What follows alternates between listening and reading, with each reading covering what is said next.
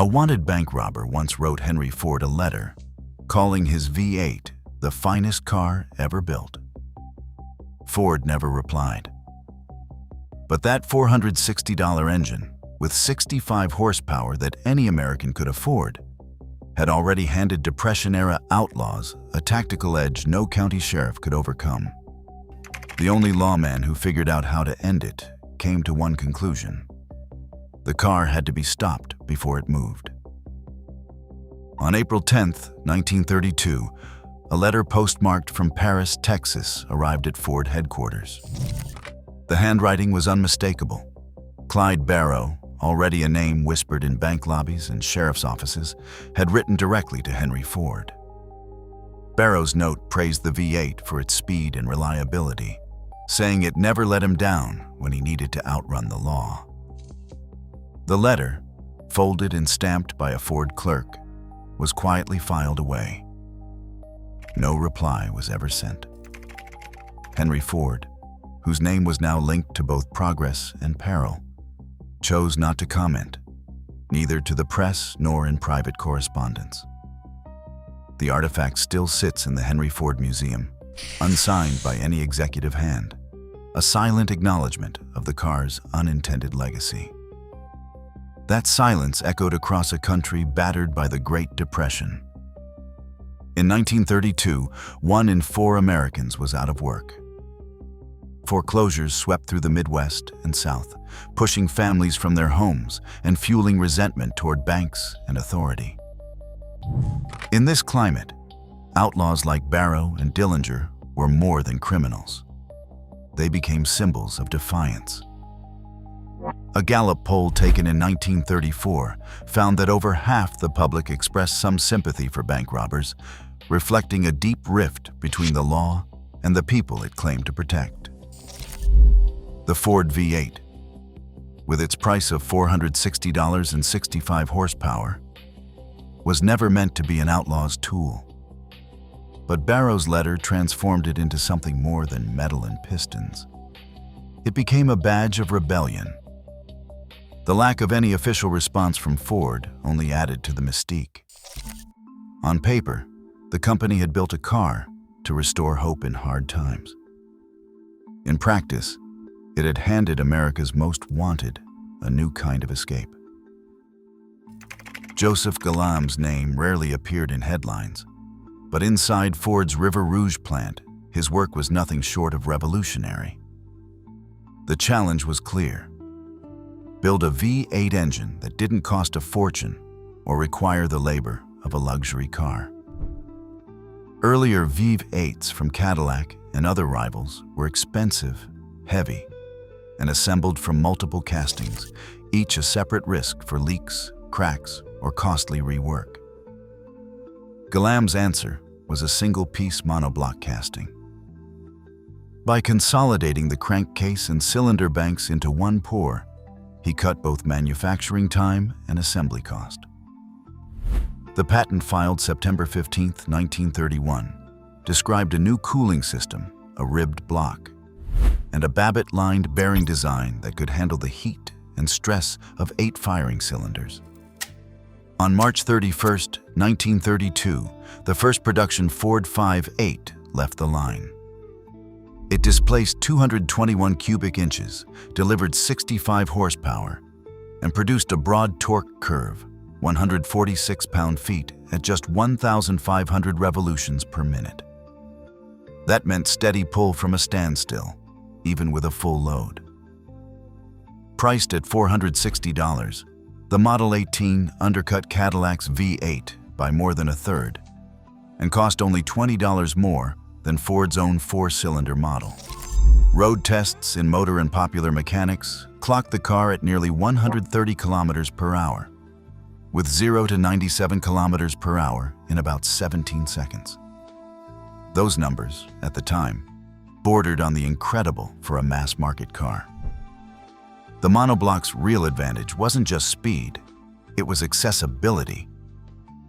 For the first time, V8 power was within reach of ordinary Americans.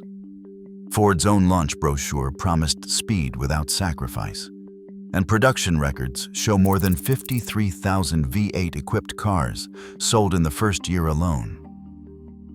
Glam's breakthrough didn't just change Ford's fortunes.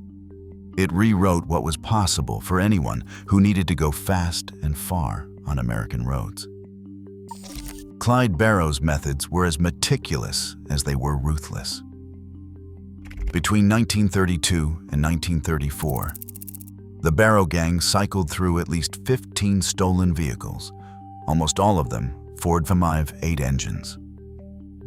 Court records from W.D. Jones's 1933 trial list 9 cars in detail, 6 being Fords, with Jones under oath describing the group's loyalty to the Flathead for its easy repair and the ability to fit a hidden pistol compartment under the seat.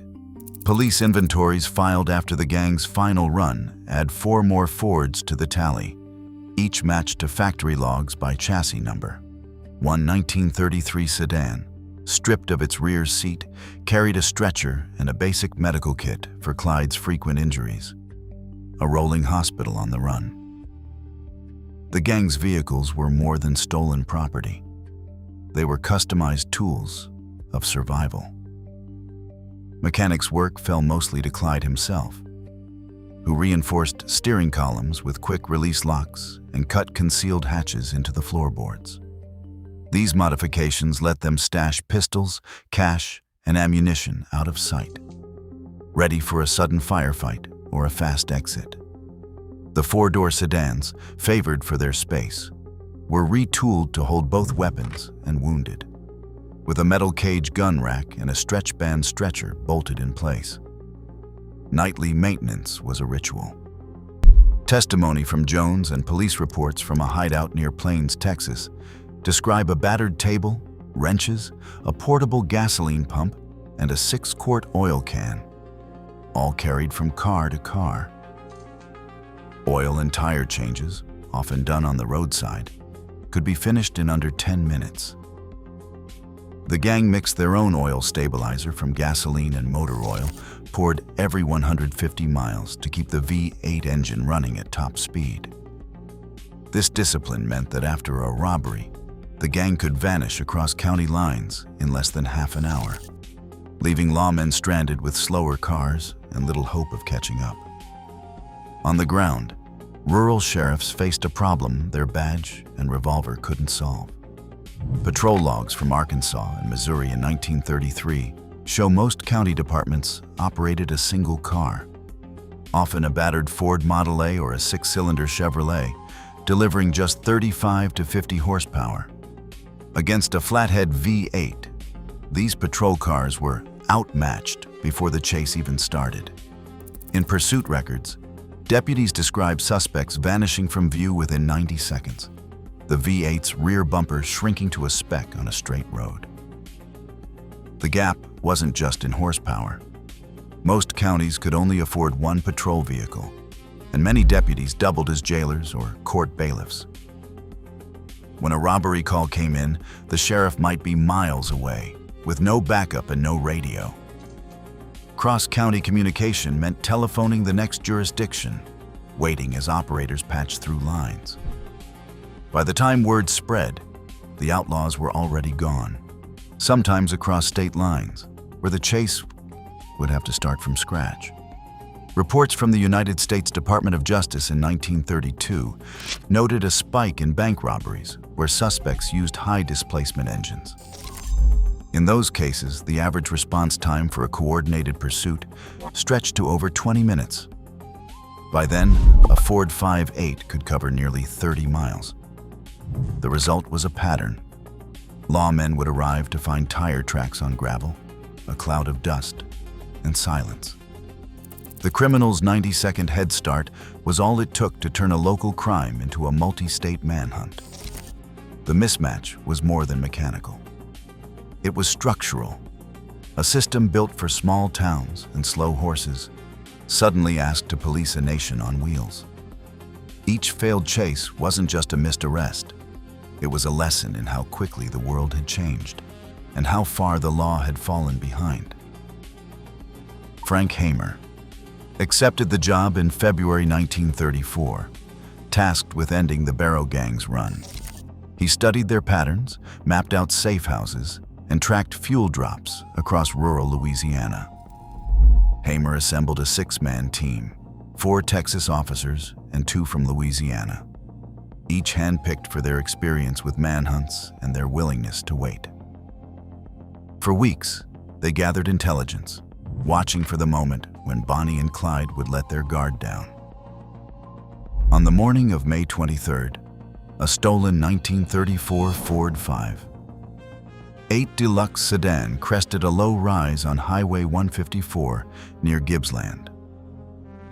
Hamer's team, hidden in the brush, waited until the car slowed for a familiar contact. Then, without warning, they unleashed a barrage of gunfire, nearly 150 rounds in less than 2 minutes. Coroner photographs later showed the Ford riddled with bullets, its promise of escape finally broken. The outlaws never left their seats. J. Edgar Hoover faced Congress in 1934 with a blunt assessment. The Bureau's cars simply could not catch up. He pressed for emergency appropriations, arguing that the speed gap between federal agents and outlaws was a threat to national order. Lawmakers responded with new arrest powers and a dedicated budget for pursuit vehicles. Procurement records from that summer show the FBI ordering fleets of Ford 5.8s, the very model that had eluded them for years. State police across Texas, Oklahoma, and Missouri followed suit, standardizing their patrols on engines capable of 65 horsepower or more. The Flathead V8, once a tool of escape, became the backbone of law enforcement's modernization. Ford's assembly lines continued producing the engine through 1953, with more than 3 million units entering service in everything from police cruisers to military vehicles. Long after the last outlaw fell, the legacy of the V8 echoed in the siren's wail and the hum of a cruiser at full throttle. A $460, 65-horsepower engine, born of Depression desperation and Galam's ingenuity, let outlaws like Clyde Barrow leave sheriffs stalled at the county line. The state rewrote its playbook, but only after the V8 proved that technology can tilt the balance of order. Every breakthrough risks running ahead of the laws meant to contain it.